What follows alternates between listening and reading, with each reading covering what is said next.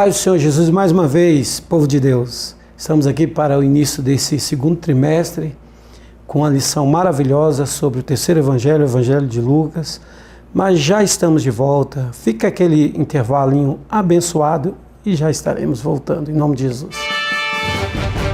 Já pensou em uma grua para sua igreja ou produtora e possibilitar imagens aéreas incríveis? A Maxi Grua tem uma linha completa em tamanhos diversos para atender sua necessidade. Gruas em alta tecnologia, a preço de fábrica. Isso mesmo, você compra direto com o fabricante e conta com assistência técnica permanente. Despachamos para todo o Brasil. Acesse o site e confira nossos produtos maxigrua.com.br. Sua imagem voando alto.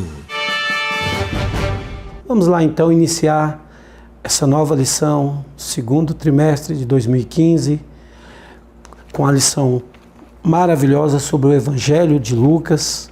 E a primeira lição que nós teremos a aula é o Evangelho segundo Lucas, o tema. Vamos abordar bastante o Evangelho segundo escreveu São Lucas, como alguns gostam de falar. E vamos então lembrar que essa lição, o comentarista é o pastor José Gonçalves, homem de Deus, professor de teologia. Ele também exerce o cargo de vice-presidente da Comissão de Apologética da CGADB e é um escritor abençoado por Deus. Vamos então para o texto áureo.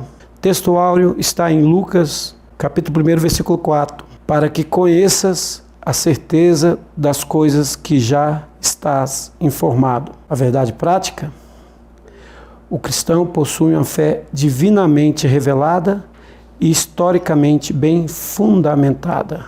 Ok, irmãos? Eu gostaria de ler também a leitura bíblica em classe, que eu achei ela é curtinha, mas é muito interessante nós começarmos essa lição com essa leitura. Lucas, capítulo 1, do 1 ao 4 agora. Vamos aproveitar ao máximo a lição, amados irmãos, nessa aula praticamente introdutória, onde veremos coisas fantásticas, maravilhosas sobre o Evangelho de Lucas. Vamos lá, Lucas 1, do versículo 1 ao 4, versículo 1 diz: Tendo, pois, muitos empreendido, pôr em ordem a narração dos fatos que entre nós se cumpriram, segundo nos transmitiram os mesmos que os presenciaram desde o princípio e foram ministros da palavra. Pareceu-me também a mim conveniente descrevê-los a ti, ó excelentíssimo Teófilo, por sua ordem, havendo-me já informado minuciosamente de tudo desde o princípio, para que conheças a certeza das coisas que já estás informado. Vamos para o objetivo geral dessa lição, essa primeira lição, que é apresentar um panorama do Evangelho de Lucas. E os objetivos específicos nessa síntese, lembrando, é uma síntese da lição onde nós devemos aproveitar o máximo da nossa revista para uma melhor compreensão, para uma ideia a mais para a sua aula.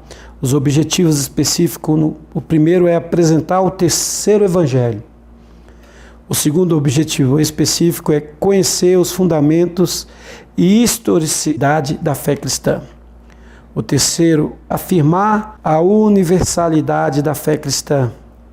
E o quarto é expor a identidade de Jesus, o Messias esperado. Queridos e amados irmãos, o terceiro evangelho, cujo autor é Lucas, o médico amado,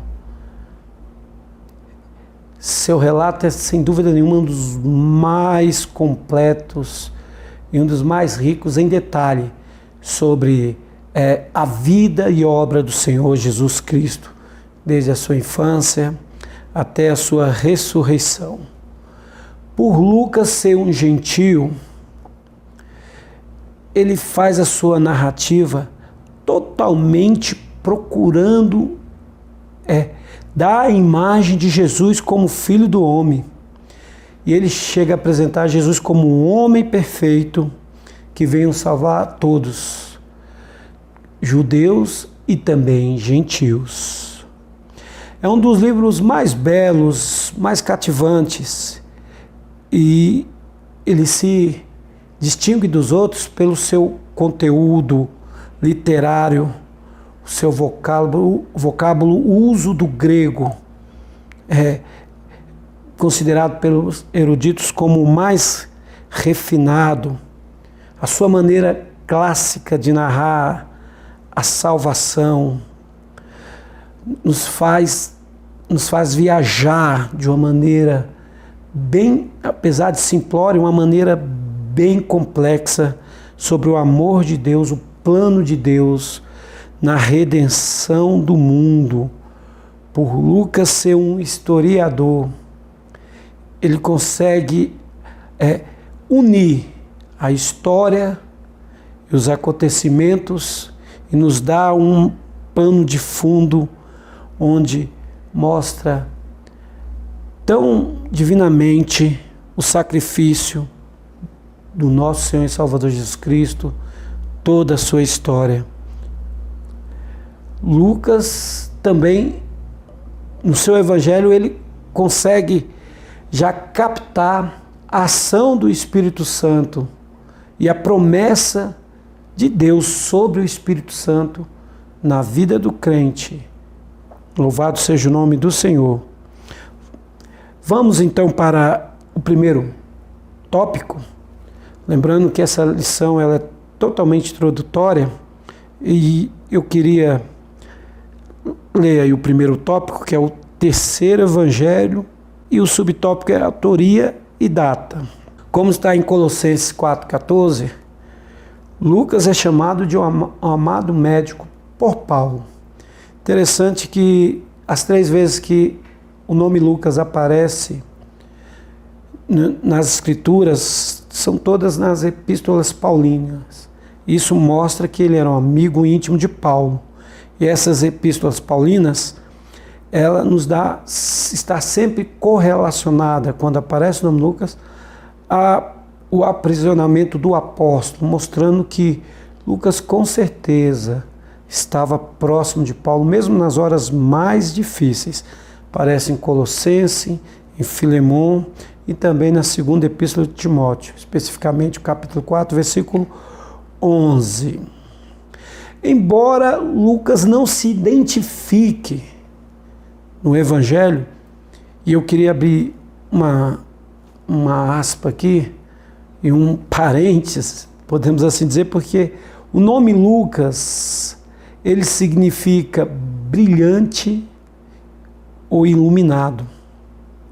E isso vai, com certeza, porque o nome, ele, de certa forma, ele muitas das vezes revela o caráter da pessoa, e isso era uma cultura que tinha muito no Antigo Testamento. Lucas é o iluminado de Deus, o homem que brilha de Deus para escrever esse evangelho, embora muitos não reconheçam Lucas como o autor desse evangelho. Mas a igreja primitiva reconheceu, nós reconhecemos Lucas sim como o autor desse evangelho, embora muitos tenham argumentos que não conseguem solidez para comprovar que Lucas não é o autor desse evangelho. E ele foi escrito aproximadamente no ano 60 da era cristã, do século da era cristã, depois de Cristo, como você o queira. Amém? Essa, então, é a autoria e a data do Evangelho de Lucas. Vamos ao segundo subtópico, que é a obra. Aqui acontece algo muito interessante, porque Lucas, como historiador e médico, como eu falei na introdução, ele escreve a sua obra em 2 volumes.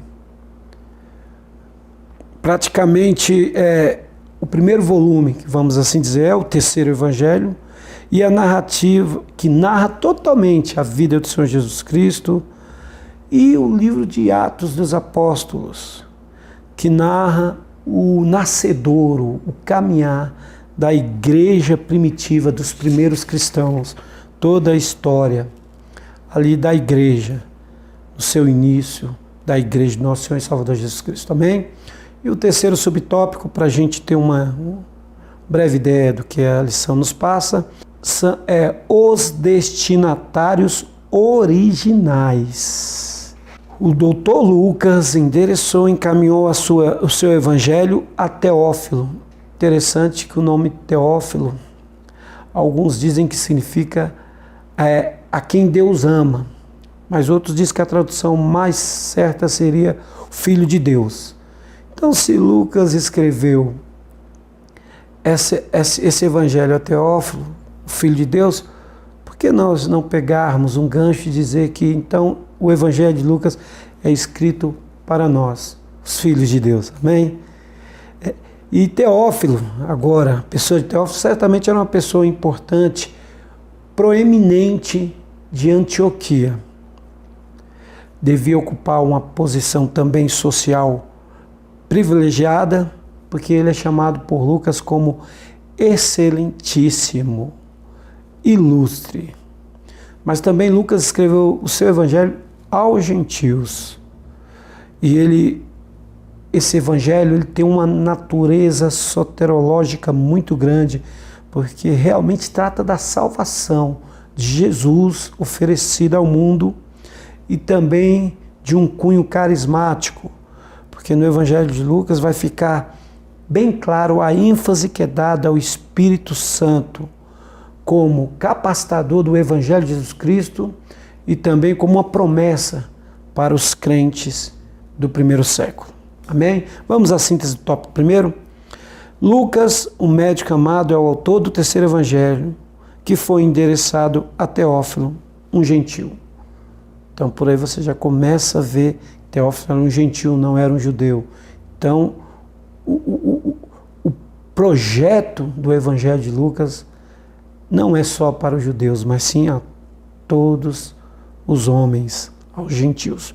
Vamos então para o segundo subtópico, que é os fundamentos e historicidade da fé cristã. O subtópico primeiro é o cristianismo, seu contexto histórico. Esse fundamento da história, de todo o compêndio histórico da fé cristã, no Evangelho de Lucas nos mostra por causa da sua riqueza de detalhes, como ele cita imperadores, como ele cita governantes, toda a parte geográfica, nos leva com certeza à conclusão de que o Evangelho não é uma fábula, não foi uma história criada, não foi algo da mentalidade de Lucas, senão uma revelação, mas com uma história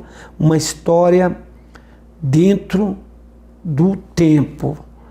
Lucas aqui não está tentando usar uma lenda, fatos não reais para nos trazer a salvação de Jesus Cristo, não.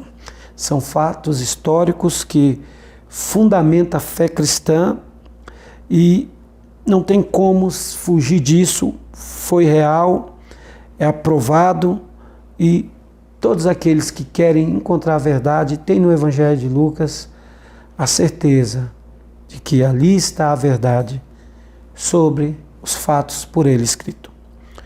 O segundo subtópico é discipulado através dos fatos, e essa palavra que está no versículo 4, para que conheças a certeza das coisas que já estás informado. Esse versículo aí, no grego é katechel, que deu origem à palavra portuguesa catequese. E esse vocábulo significa doutrinar, ensinar e convencer. Mas nesse contexto possui um sentido de discipular. Então Lucas se preocupa no seu evangelho também com a questão do discipulado. Ele apresenta Jesus discipulando através dos fatos da fé cristã, através dos fatos descritos ali, ele deixa essa ênfase que o Evangelho também é voltado para a área do discipulado, mostrando os fundamentos e as verdades às quais os cristãos são instruídos. Louvado seja o nome do Senhor. Vamos à síntese do tópico 2, que é: a veracidade dos fatos narrados por Lucas pode ser comprovada pela história. Não tem nada de inventado aqui. É comprovado pela história, pelo o pano de fundo histórico que Lucas nos apresenta no seu Evangelho. Vamos então para o terceiro tópico e os seus subtópicos adjacentes. Vamos lá. Terceiro subtópico é a universalidade da salvação. E o primeiro subtópico aí é a história da salvação. Lucas escreve a sua teologia cristã, melhor dizendo, destacando a história da salvação em 3 estágios básicos: o tempo do Antigo, o tempo de Jesus e o tempo da Igreja. Mas o terceiro evangelho, o Evangelho de Lucas mesmo, representa o tempo do Antigo Testamento e o tempo de Jesus, porque o tempo da Igreja vai ser apresentado totalmente no livro histórico de Atos. E no contexto de Lucas, a expressão a lei e os profetas é uma referência diretamente ao Antigo Testamento, onde é narrado o plano de Deus para o povo de Israel. Já quando a frase anunciando o reino de Deus aparece, é claro que é referência ao tempo de Jesus Cristo, que através do Espírito Santo manifesta o reino de Deus para o homem. E o tempo da Igreja vai ocorrer totalmente em Atos dos Apóstolos, como eu falei para você, mas o evangelista Lucas nos deixa bem claro que o Espírito Santo de Deus estava sobre Jesus e depois é derramado notoriamente sobre todos os crentes. Amém? Vamos então ao segundo subtópico, que é a salvação em seu aspecto universal.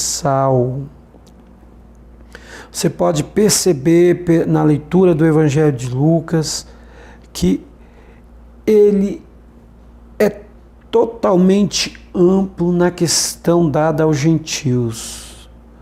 Só do fato de Lucas ter escrito esse Evangelho endereçado a Teófilo, um gentio, já nos dá essa ideia, já nos dá esse contexto. Uma coisa interessante que acontece é que a descendência de Cristo, o Messias prometido, vai até Adão. E não apenas até Abraão, representando assim o povo de Israel, mas até Adão, representando, dando totalmente a indicação de que não é só aos judeus a salvação, e sim a todos os povos, está incluído a todos os gentios. Tanto é que é no Evangelho de Lucas que se dá uma ênfase especial aos samaritanos, aos pobres, aos excluídos. Louvado seja o nome do Senhor. Vamos à síntese do tópico. Terceiro, todos estão incluídos no plano salvífico de Deus, gentios e judeus. O Evangelho de Lucas abre esse leque e nos mostra que não é só aos judeus a salvação dada por Deus através de Jesus Cristo, e sim a toda a humanidade, incluindo gentios e judeus. E o que acontece com constância no Evangelho de Lucas é o aspecto-chave na vida de Jesus. Lucas escreve a encarnação, o reconhecimento por Satanás e pelos demônios, e a ressurreição e a ascensão de Cristo de uma maneira bem erudita, mas de uma maneira bem fácil de entendimento para o plano dessa salvação ser até mesmo recebido por todos. Quarto subtópico, a identidade de Jesus, o Messias esperado. E o primeiro subtópico é Jesus, o homem perfeito. No Evangelho de Lucas, Jesus aparece como Filho de Deus, representando legalmente, diretamente, a sua natureza divina. E também ele aparece como Filho do Homem, expressões messiânicas, que no caso do Filho do Homem representa a humanidade de Cristo. Ela acontece 25 vezes nesse Evangelho e aponta Jesus como verdadeiro homem e o homem perfeito. Porque Jesus, até mesmo ao usar esse título, calou a boca de muitos judeus que tentavam, quem sabe, se ele, os judeus usariam com esse nome, Jesus, com esse atributo, podemos dizer assim, com o jeito que Jesus é chamado, ele mesmo chama o Filho do Homem, veio salvar o que se havia perdido, evita até conflitos políticos, que os judeus esperavam o Messias vingador, um Messias guerreiro. Então Jesus usa até mesmo esse fato, ok? Mas todavia ele não despreza a sua natureza divina. E como homem perfeito, ele enfrenta Satanás e o vence na tentação no deserto, como está em Lucas 4, do 1 ao 13. Vamos ao segundo subtópico, o Messias e o Espírito Santo. Antes de iniciar esse subtópico, eu queria ler em Isaías, o profeta messiânico, como alguns o chamam, outros teólogos chamam de o profeta evangélico, que é muito também citado por Lucas. Vamos a Isaías capítulo 61, versículo 1. Diz assim: o Espírito do Senhor Jeová está sobre mim, porque o Senhor me ungiu para pregar boas novas aos mansos. Enviou-me a restaurar os contritos de coração, a proclamar liberdade aos cativos e a abertura de prisão aos presos. Versículo 2. A apregoar o ano aceitável do Senhor e o dia da vingança do nosso Deus, a consolar todos os tristes. Jesus atribuiu essa passagem a ele, ministrando para o povo, para os rabinos ali na sinagoga. Mas uma coisa me chama a atenção, então, nesse segundo subtópico, o Messias e o Espírito Santo.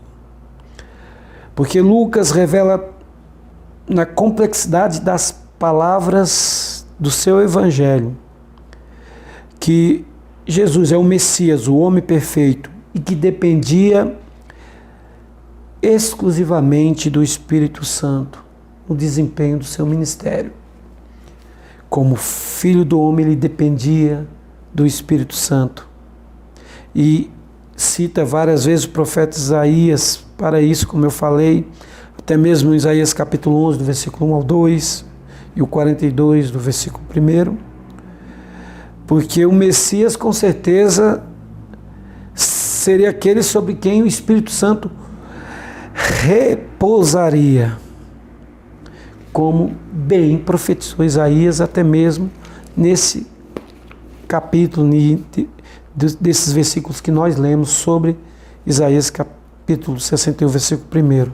Algo aqui me chama mais atenção. O Espírito do Senhor Jeová está sobre mim, porque o Senhor me ungiu para pregar boas novas aos mansos. Primeira coisa que o Espírito Santo a terceira pessoa da Trindade, auxiliando a segunda pessoa da Trindade, ao realizar o plano redentor é enviado pela primeira pessoa da Trindade de Deus. Então nós vemos aqui a harmonia das coisas divinas. Porque a primeira coisa que ele citou que o Senhor ungiu foi para pregar as boas novas, para pregar o Evangelho, que quer dizer boas novas. Então, o evangelista Lucas aqui está narrando aquilo, está escrevendo aquilo a qual é o próprio propósito do Senhor Jeová. Louvado seja o nome do Senhor. O Evangelho de Lucas termina os últimos versículos dizendo para eles ficarem, os discípulos ficarem em Jerusalém, porque tem a promessa do Pai, que eles seriam totalmente usados pelo Espírito Santo de Deus. E Lucas dá uma ênfase para a teologia do Espírito Santo de Deus ser aplicada e ser entendida por todos. Por isso que lá em Atos dos Apóstolos, o capítulo 1, versículo 8, é bom lembrar que nós, pregadores, estudiosos, até gostam de dizer que não é Atos dos Apóstolos, sim Atos do Espírito Santo de Deus. Mas lá no capítulo 1, versículo 8, se cumpriu: e recebereis poder ao descer sobre vós o Espírito Santo, e ser-me-eis minhas testemunhas, tanto em Jerusalém como Judéia, Samaria e até os confins da terra. Lucas, então, descreve totalmente a ação do Espírito Santo no ministério do Senhor e Salvador Jesus, mas também como fator atuante na igreja primitiva. Eu só quero deixar algo em aberto aqui, que Atos dos Apóstolos não é um único livro da Bíblia, livro histórico, que não terminou, porque nós estamos fazendo Atos dos Apóstolos ter uma sequência. Porque o Espírito Santo continua conosco, continua nos usando, nos ungindo poderosamente. Amém? Eu quero terminar dizendo que o Evangelho de Lucas é considerado por muitos, e o sem dúvida nenhuma, a coroa dos evangelhos sinóticos. E isso talvez pelo fato do Evangelho de Mateus explicar Jesus, trazer uma visão missionária de Jesus como o rei dos judeus, aquele que veio para o povo de Israel. Já que também o segundo evangelho, o Evangelho de Marcos, nos mostra numa visão teológica Jesus como servo de Deus, como o homem que veio para dar a sua vida e servir aos outros. Tanto é que ele vai dizer que o Filho do Homem não veio para ser servido, mas para servir e dar a sua vida em resgate a muitos. E o Evangelho de João mostra Jesus como o Verbo de Deus. Então, nesse dia eu quero dar a paz do Senhor, que Deus os abençoe. Aproveite o máximo essa aula. Com certeza Deus irá me abençoar poderosamente. Amém.